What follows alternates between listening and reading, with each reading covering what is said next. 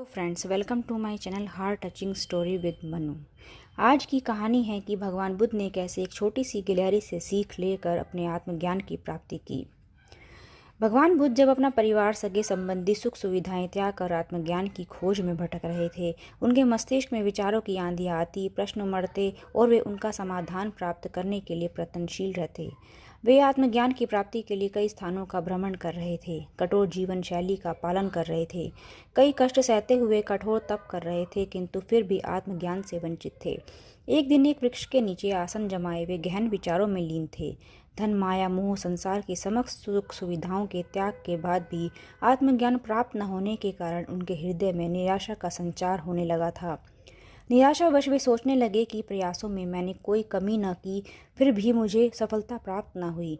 क्या मुझे आत्मज्ञान प्राप्त नहीं हो सकेगा? उदास मन से वे अपने मस्तिष्क में उठ रहे इन प्रश्नों में उलझते हुए थे और उन्हें प्यास लग गई। वे अपने आसन से उठे और पानी पीने के लिए सरोवर की ओर चल पड़े। वहां उन्होंने देखा, एक छोटी सी गिलहरी मुंह में फल दबाए सरोवर के किनारे आई। अचानक उसके मुंह से फल छूटकर सरोवर में गिर गया। फल सरोवर की गहराई में समाने लगा। गिलहरी तुरंत सरोवर में कूद पड़ी और उसके जल से अपने शरीर को भिगोकर बाहर आ गई। बाहर आकर उसने अपने शरीर से पानी झिड़का और फिर सरोवर में कूद गई। ये क्रम उसने जारी रखा। वो सरोवर में कूदती और खुद को भिगोकर बाहर आ जाती। उसके बाद शरीर से पानी झड़ाकर फिर सरोवर में कूद जाती। बुद्ध बड़े ध्यान से उसकी गतिविधियों को देख रहे थे और उससे अनभिज्ञ गिलहरी अपने कार्य में जुटी हुई थी। बुद्ध सोचने लगे कि इस छोटी सी गिलहरी के लिए सरोवर खाली कर पाना, अपने मुंह से गिरा हुआ फल प्राप्त करना असंभव है। फिर भी ये बिना हिम्मत हारे पूरी आशा और लगन से अपना लक्ष्य प्राप्त करने में जुटी हुई है। एक छोटी सी गिलहरी जब निराश हुए बिना अपना लक्ष्य प्राप्त करने की दिशा में प्रयास कर सकती है, तो मनुष्य होकर मैं क्यों नहीं कर सकता?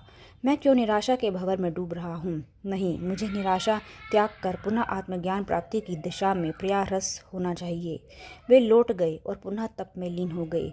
एक छोटी सी गिलहरी से सीख लेकर वे आत्मज्ञान प्राप्ति में जुट गए। एक दिन उन्हें आत्मज्ञान प्राप्त हुआ और वे बुद्ध कहलाए। दोस्तों, लक्ष्य कितना भी कठिन क्यों ना हो, लक्ष्य प्राप्ति के मार्ग में कितनी ही बाधाएं क्यों ना आ जाएं, आप खुद को निराशा के भंवर में फंसा हुआ क्यों ना पाएं, हिम्मत हारे बिना बस प्रयास करते रहें, सफलता आपको अवश्य मिलेगी। आज के लिए बस इतना ही। मैं आपके लिए ऐसी ही अच्छी अच्छी कहानियाँ लाती रहूँगी। तब तक के लिए stay safe, stay healthy, stay connected.